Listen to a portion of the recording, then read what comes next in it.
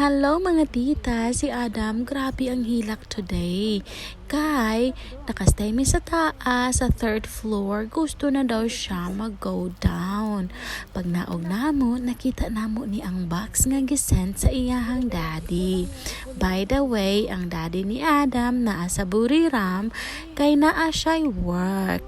Pag open na mo sa box, na-surprise si Adam kay Dragon di ay ang sulod. Duha ni ka Dragon, one for Adam and one for Ate Dasi. Pero sa Ate Dasi kay tulog pa man, unya na lang niya ihatag ang share ni ate. Dance ang Dragon? Nag-unsang Dragon?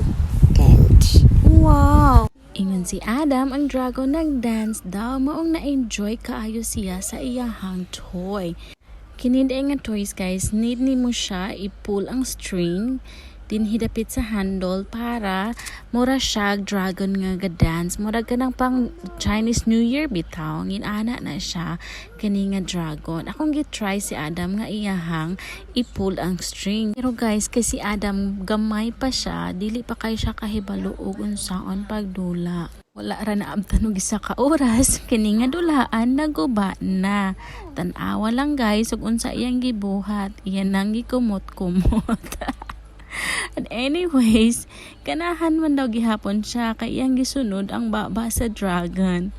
Kung mauna ni ang dagway sa dragon after pila ka minuto nga dula ni Adam. Ikapuya na guro siya dula sa iyang dragon. Kay ning hangyo naman siya. Mami, mga dunataog park. Nagsakay gina siya sa iyahang bike gikan sa balay guys, paanhi din sa park. Handok lang kaayo kay basin mabanggaan og mga dagkong sakyanan. Ako siyang giingnan nga ibilin lang iyang bike pero di jud siya mosugot. Around this time guys, if you can see, walay kaayo tawo din sa park. Kay alas 2 ni sa hapon minanganhi dinhi. Si Adam lang jud isa ang bata nga naa dinhi sa park. Well, naami dinhi sa park, gitawagan namo si Tita Gladys nga happy to na lang mi. Mamalit mi og food para sa Saturday kay balunon sa church. Wala may laing mga bata na adinhi sa mga dulaanan. Mauna nga si Adam, nagkulabyot na lang siya.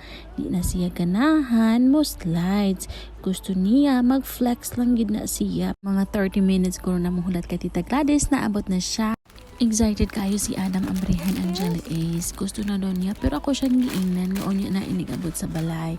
Ug kani po daw small balls nga Milo, gusto po daw siya ana. Actually guys, dili kay mega palitan og mga ngin-ani nga food for Adam.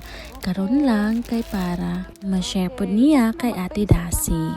First time pa din namo ni makatry aning small balls nga Milo. Adam di ay guys, ganahan kani siya og mga bola. So, pagkakita niya nga small balls ang Milo, excited kay siya nga paabrihan niya kay mami. Pag uli namo sa balay, nakamata na daay si Ate Dazi, maunang gihatag na namo sa iyang dragon. Dinhilang tama ng among video. Salamat kay sa pagtan-aw. See you again!